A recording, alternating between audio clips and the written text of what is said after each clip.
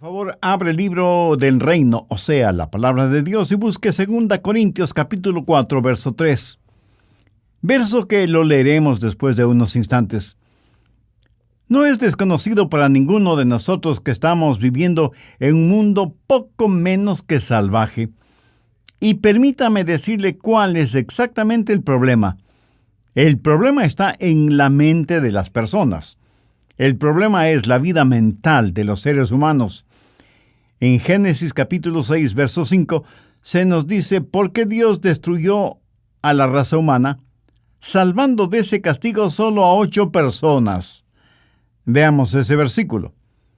Y vio Jehová que la maldad de los hombres era mucha en la tierra, y que todo designio de los pensamientos del corazón de ellos era de continuo solamente el mal. ¿Lo ve? El problema está en la mente de las personas, en cómo lo que piensan moldean sus vidas, corrompiendo sus corazones, para que continuamente hagan lo malo.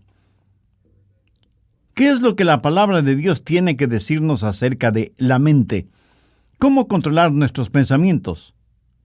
¿Cómo tener dominio sobre ellos y no que ellos tengan dominio sobre nosotros?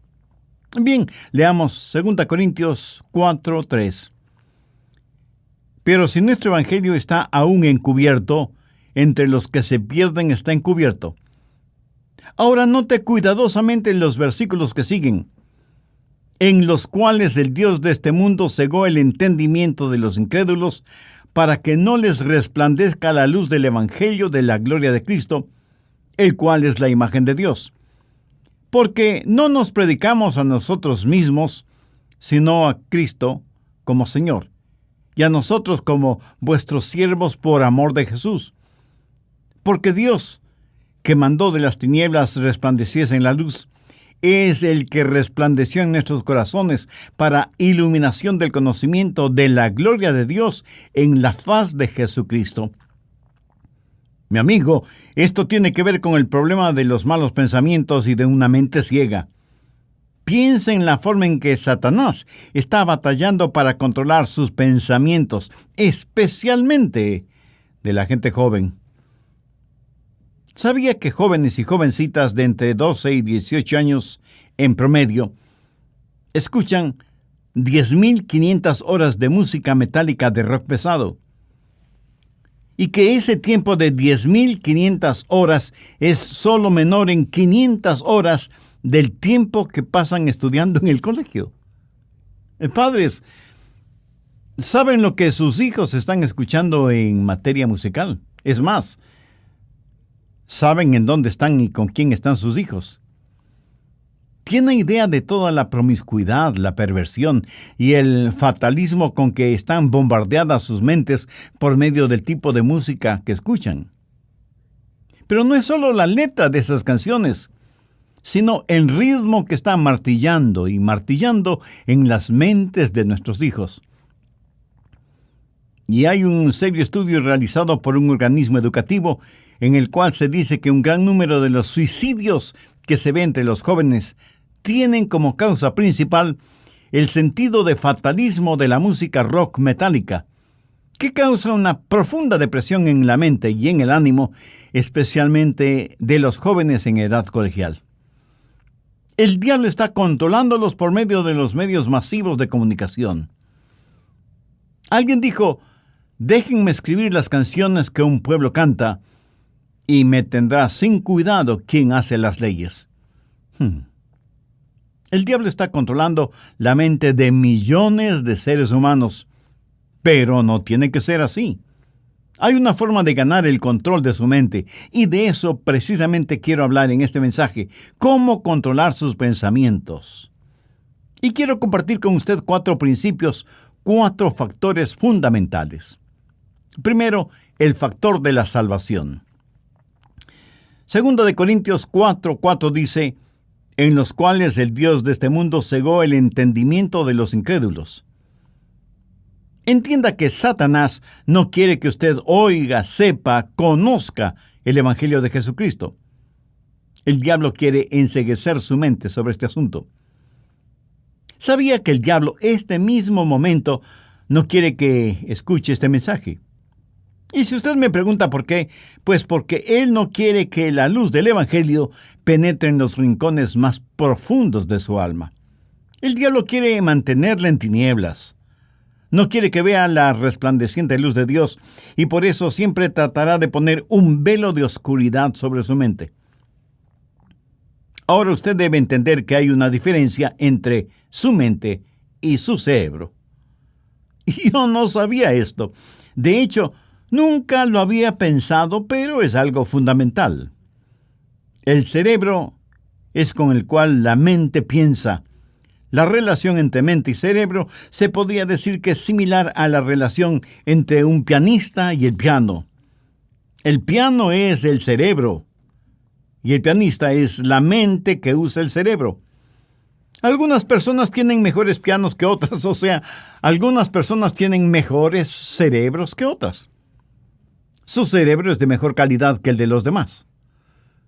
¿Comprendió la diferencia entre mente y cerebro? Espero que sí.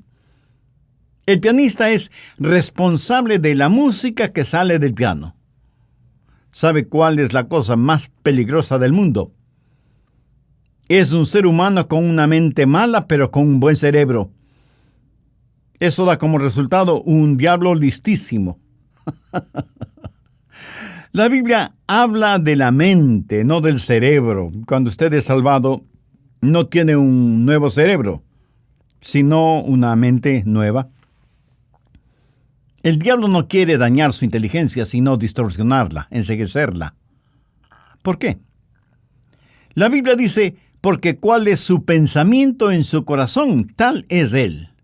Y en Proverbios 4:23 se nos aconseja, sobre toda cosa guardada, guarda tu corazón. Aquí la palabra corazón no está describiendo el músculo que bombea la sangre en nuestro cuerpo, sino que se refiere al centro de sus pensamientos. Por eso Proverbios 23:7 dice enfáticamente, porque cuál es su pensamiento en su corazón, tal es él. Cualquier cosa primero tiene que estar en su mente, antes de que llegue a tener vida. El pequeño aeroplano que voló por primera vez, primero estuvo en la mente de los hermanos Wright, antes de hacerse realidad. El himno sobre el reino de Dios que muchas veces cantamos tuvo que estar en el corazón y la mente del que lo escribió, antes de que fuera cantado en las iglesias cristianas en todo el mundo. Es la mente la que nos controla. A veces, en una situación de emergencia, un asalto a mano armada, por ejemplo, sube en usted el nivel de adrenalina. Los dos que la asaltan se ven jóvenes, fuertes y determinados. Su sentido de hombría y virilidad le dice que usted tiene pasta de héroe. Pero su mente le dice, corre a toda velocidad. Es mejor que seas un cobarde vivo que un héroe muerto. Y usted bate todas las marcas de velocidad conocidas por el hombre.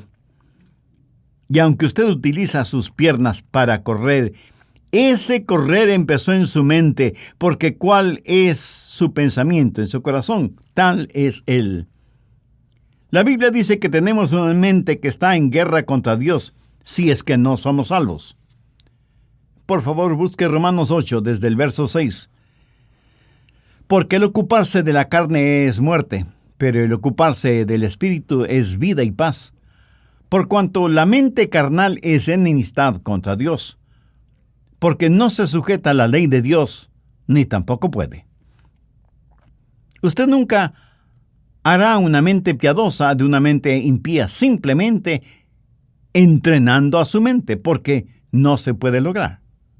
Anote Colosenses 1:21.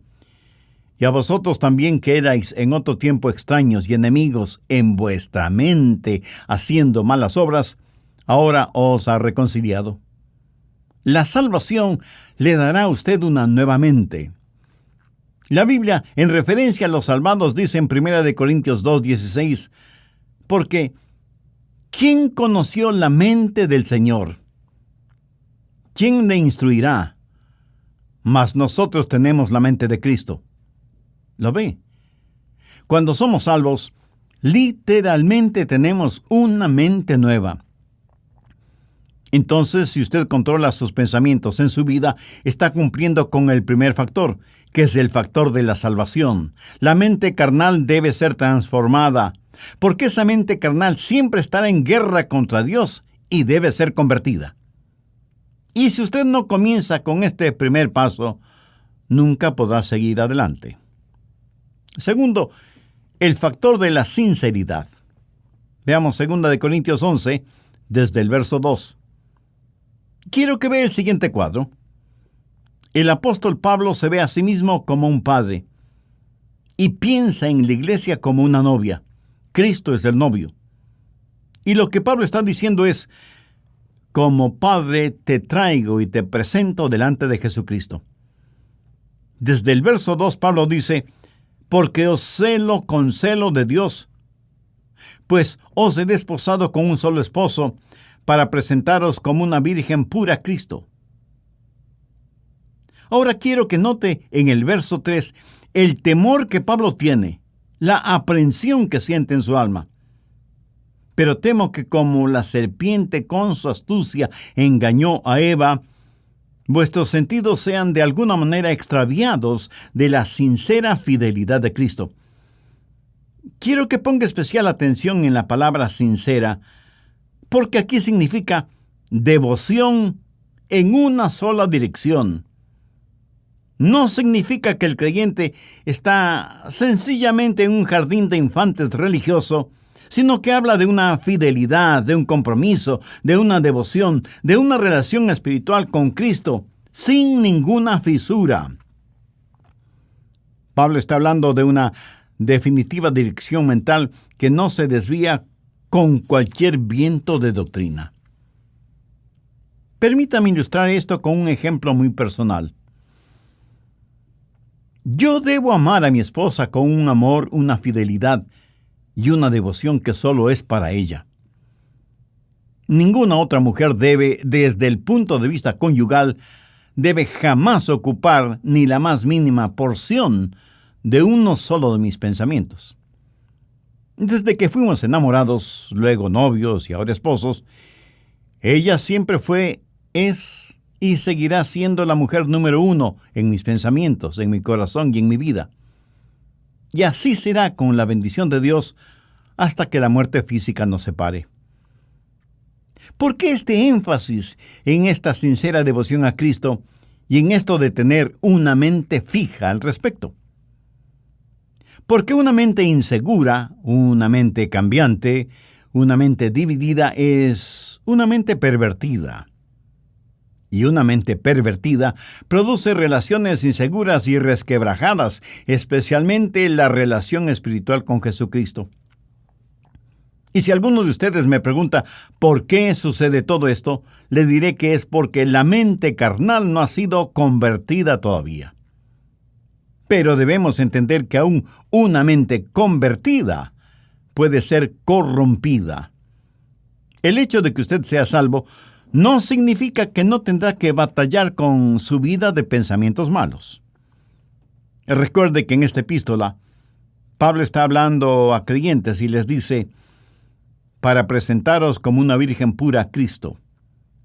Sin embargo, de inmediato añade: pero temo que como la serpiente con su astucia engañó a Eva, vuestros sentidos sean de alguna manera extraviados de la sincera fidelidad a Cristo. El primer principio factor es el de la salvación. El segundo es el de la sinceridad, de una mente no dividida, de entregarse usted por completo a Jesús y de entregarle todo a Jesús. Tercero, el factor de la fortaleza. Retrocedamos hasta 2 Corintios 10:3. Pues aunque andamos en la carne, no militamos según la carne. Pablo dice que hay una guerra, pero que no es una guerra carnal, convencional. Por eso en el verso 4 dice: porque las armas de nuestra milicia no son carnales, sino poderosas en Dios, para la destrucción de las fortalezas, derribando argumentos y toda altivez que se levanta contra el conocimiento de Dios, y llevando cautivo todo pensamiento a la obediencia a Cristo. Por favor, subraye esa segunda parte del verso 5, llevando cautivo todo pensamiento a la obediencia a Cristo. Esto es una referencia directa a nuestra mente. El factor de la salvación nos dice que nuestra mente carnal debe ser convertida. Pero el factor de la sinceridad nos advierte acerca de la posibilidad de que una mente convertida pueda llegar a corromperse. Mientras que el factor de la fortaleza nos dice que una mente corrompida tiene que ser conquistada. ¿Cómo trabaja el diablo en nuestra mente? Y quiero que sepa que siempre el diablo tratará de seducir al creyente. En forma sutil tratará de penetrar la mente de hombres, mujeres, niños, niñas, jovencitos, adultos y ancianos cristianos. Tratará de construir en sus mentes lo que la Biblia llama fortalezas. Esta palabra en el original griego significa hacer firme alguna cosa. O sea que el diablo mismo con firmeza se atrinchera en los corazones y las mentes de las personas, susurrando ciertas ideas, sembrando ciertos pensamientos, instalando ciertas obsesiones. Todo esto la Biblia lo identifica como fortalezas. Permítame ilustrar lo que es una fortaleza desde el punto de vista espiritual. Es un sistema de pensamiento que esclaviza a quien lo tiene. Y el diablo usa ese sistema de pensamiento para establecer, para construir, para edificar cosas impuras, inmorales, contrarias a la voluntad y a los deseos de Dios, en la mente y en el corazón de los creyentes. Ahora, el diablo, que es muy sutil e inteligente, pelea una guerra logística contra Dios. ¿Y cómo lo hace? Pues seduciendo al creyente. Casi imperceptiblemente se introduce en la mente del cristiano para construir ahí su fortaleza, y desde ese lugar él batallará contra Dios. El diablo siempre está en guerra contra Dios. Y por eso, desde la mente de los creyentes, por medio de filosofías mundanas y pensamientos impíos, luchará por implantar en las mentes de hijos e hijas de Dios la idea de que deben rebelarse contra Dios. Porque el diablo sabe que si logra controlar su mente, le controlará a usted en su totalidad. ¿Cuáles son algunas de esas fortalezas que Satanás puede implantar en nuestra mente? Voy a mencionar algunas de ellas y quiero pedirle que honestamente usted vaya anotando las fortalezas que el diablo ha logrado edificar en su vida. Compulsión. A veces se siente apremiado a hacer ciertas cosas.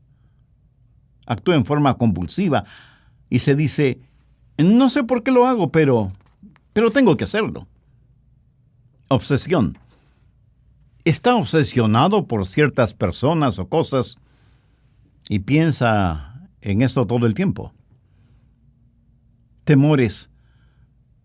Tiene temores subconscientes en su mente y siempre están ahí. Amargura y resentimiento. Usted puede estar en su iglesia, bien vestido y con su Biblia abierta, aparentemente muy atento a todo lo que escucha. Sin embargo, en su interior, en lo más profundo de su corazón, lo que existe es una caldera de odio, de amargura, de resentimientos. Y aunque exteriormente usted luce sereno y apacible, dentro de usted hay una verdadera batalla de sentimientos negativos, de pensamientos depravados, y aunque usted quisiera que no sea así, no sabe cómo desecharlos. Lujuria incontrolable. Me dirijo especialmente a aquellos hombres que se sentirían totalmente avergonzados si sus hermanos en la fe, sus esposas, sus hijos, sus pastores o sus familiares supieran cuán esclavizados están a la lujuria sexual, a la pornografía. Tal parece que es una fortaleza inexpugnable que el diablo ha logrado edificar en su vida. Fobias, críticas y desconfianza. La incapacidad para confiar en alguien o en algo no es solo una cosa pasajera que pasa por su mente. Es una fortaleza, porque ha permitido que el diablo le seduzca, que tome el control, y desde esa fortaleza, Satanás hace guerra contra Dios, utilizando la mente suya. Por eso digo que una mente carnal debe ser convertida. Pero no olvide que una mente convertida puede ser corrompida, y que por lo tanto, esa mente carnal debe ser conquistada. Pero ¿qué es lo que está diciendo el apóstol Pablo al escribir a los creyentes en la iglesia de Corinto? Dice que podemos reconquistar esa fortaleza.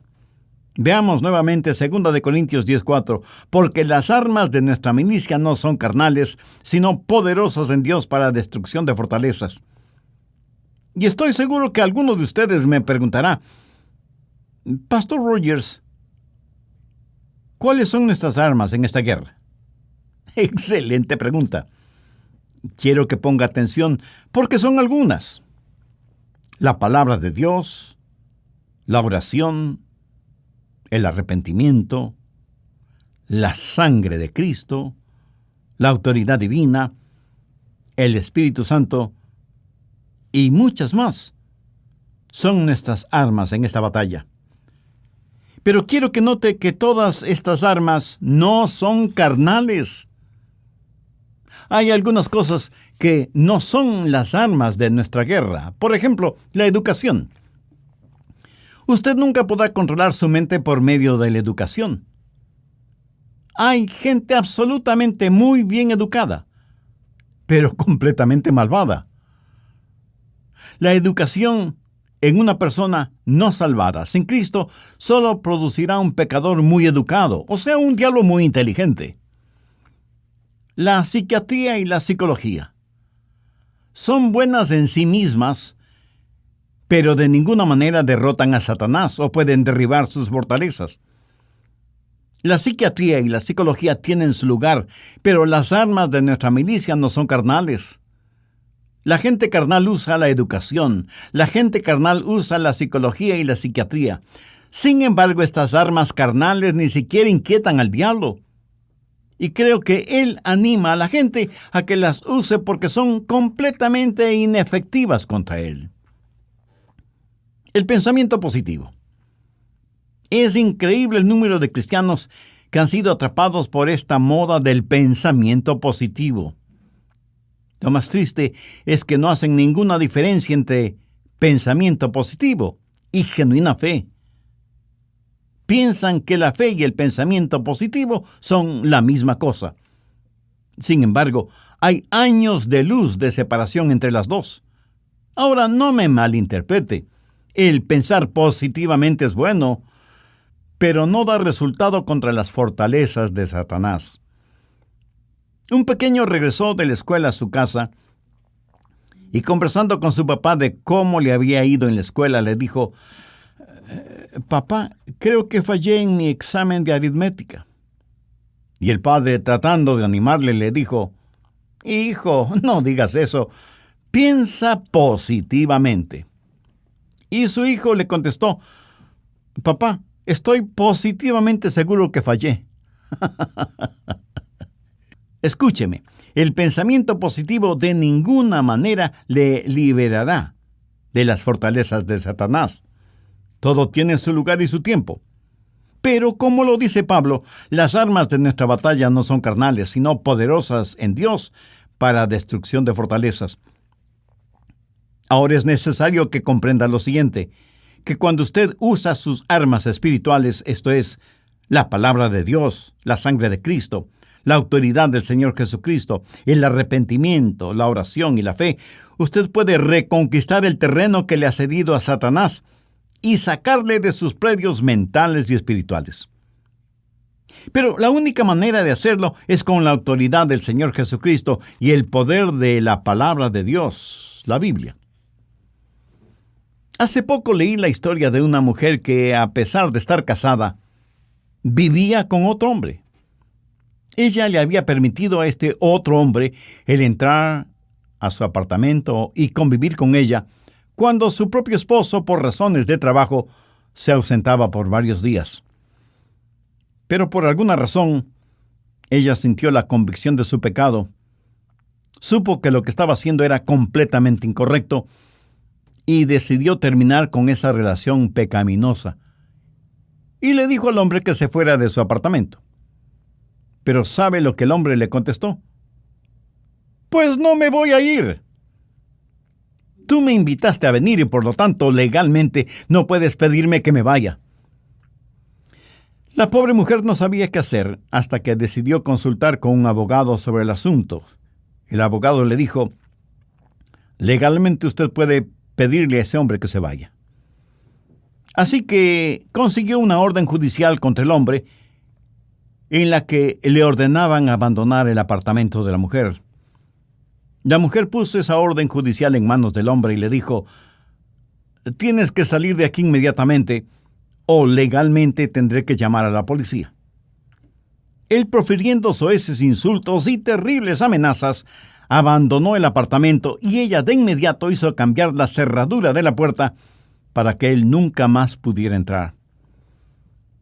Ahora permítame decirle, mi amigo, que cuando usted está bien con Dios y usa las armas espirituales en su lucha contra Satanás, legalmente usted puede derribar las fortalezas de Satanás en su vida. Hay una sola forma de sacar legalmente al diablo, usando la autoridad de Jesucristo. El mismo Señor Jesucristo dijo que nos daba autoridad sobre todo poder del enemigo. Y usted no tiene que rogar, o razonar, o implorar a Satanás para que elimine las fortalezas que ha construido en usted. Con la autoridad legal dada por el Señor Jesucristo, usted le ordena al diablo salir de su vida, porque hoy su vida, su mente, su corazón le pertenecen a Jesús. Usted ha confesado sus pecados y se ha arrepentido de ellos.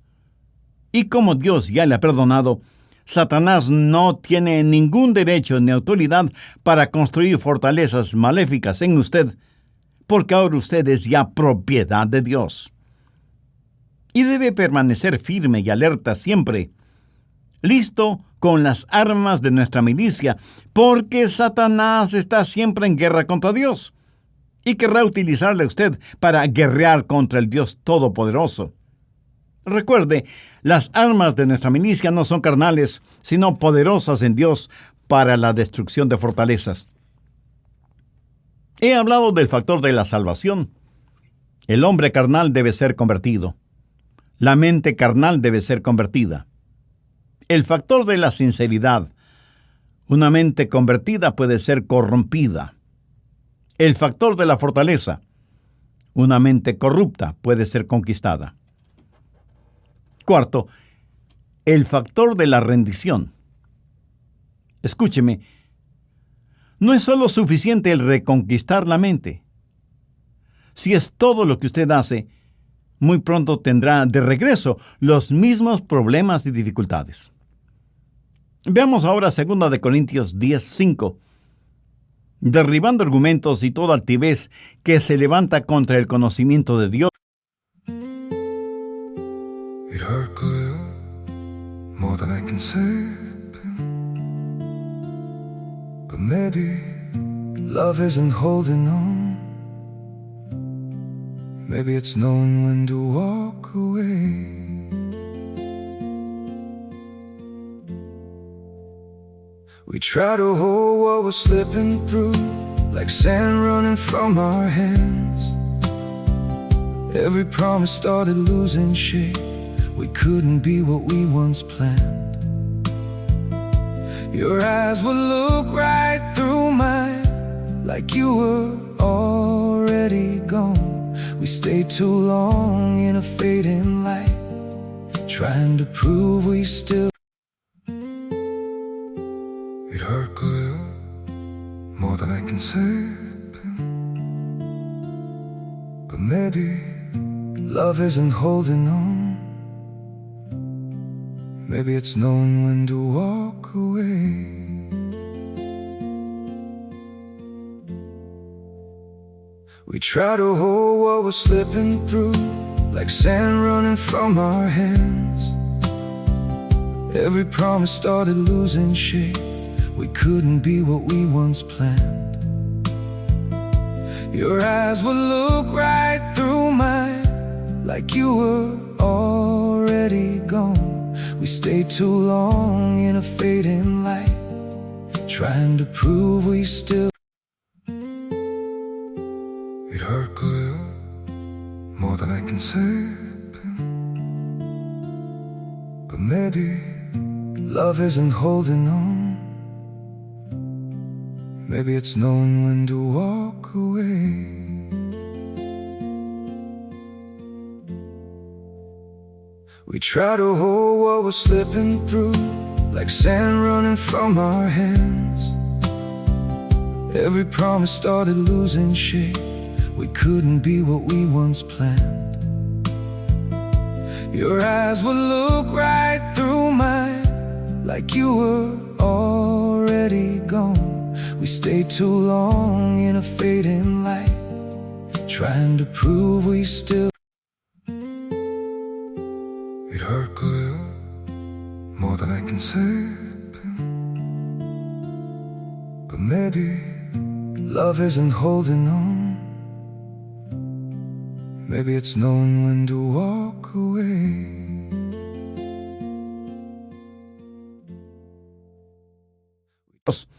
Y llevando cautivo todo pensamiento a la obediencia a Cristo. El apóstol Pablo está hablando del factor de la rendición. Usted no puede ser neutral. No solo que Satanás debe ser botado del trono de su vida, sino que Cristo debe ocupar ese trono, comenzando con su mente. A esto precisamente se refiere Pablo cuando en Romanos 12, los versos 1 y 2 dice: Así que, hermanos, os ruego por las misericordias de Dios, que presentéis vuestros cuerpos en sacrificio vivo, santo, agradable a Dios, que es vuestro culto racional. No os conforméis a este siglo, sino transformaos por medio de la renovación de vuestro entendimiento, para que comprobéis cuál sea la buena voluntad de Dios, agradable y perfecta. Y cuando el apóstol hace referencia a presentar nuestros cuerpos, note que también habla de una mente reformada, renovada. Un cuerpo sin una mente es como un estuche vacío. Un cuerpo con una mente corrompida es como un estuche lleno de basura.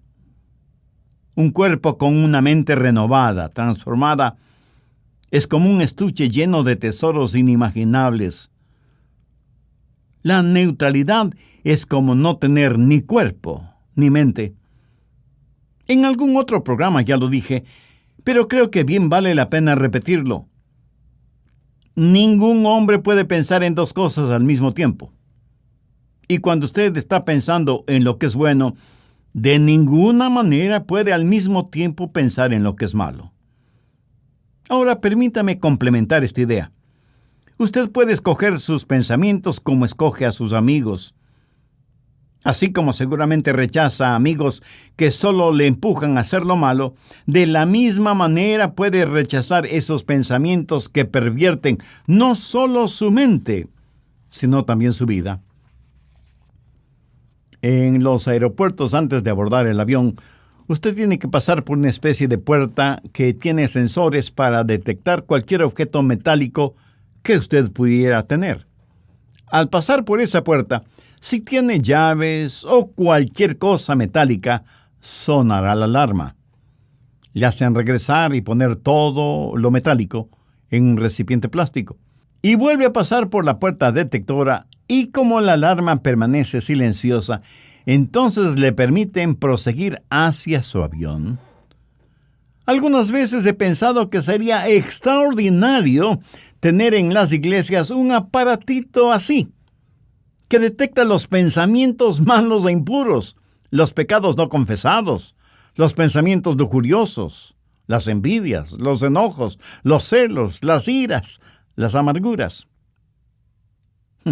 Pero luego tengo que desechar esa idea porque si tal detector pudiera ser una realidad en las iglesias estarían vacías y ni siquiera los pastores se atreverían a cruzar por ese detector.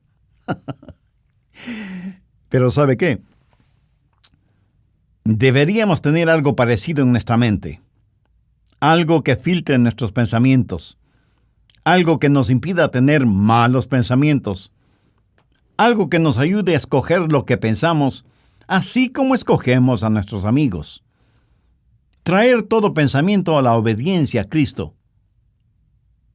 Mis amigos, les tengo excelentes noticias. Deje que el Señor Jesucristo sea el filtro de sus pensamientos. Y si usted cree que lo que estoy diciendo no es más que psicología santificada, le diré que está equivocado, porque eso es exactamente lo que dice la palabra de Dios. La mente carnal debe ser convertida, pero eso no es suficiente. Ya está advertido de que una mente convertida puede ser corrompida, pero también sabe que una mente corrompida puede ser conquistada y que la mente conquistada puede ser controlada si traemos todo pensamiento a Jesucristo. Recuerde, usted puede escoger sus pensamientos tal y como escoge a sus amistades, y entonces podrá decir como lo dijo Pablo: tengo la mente de Cristo. Lo que el hombre piensa, eso es.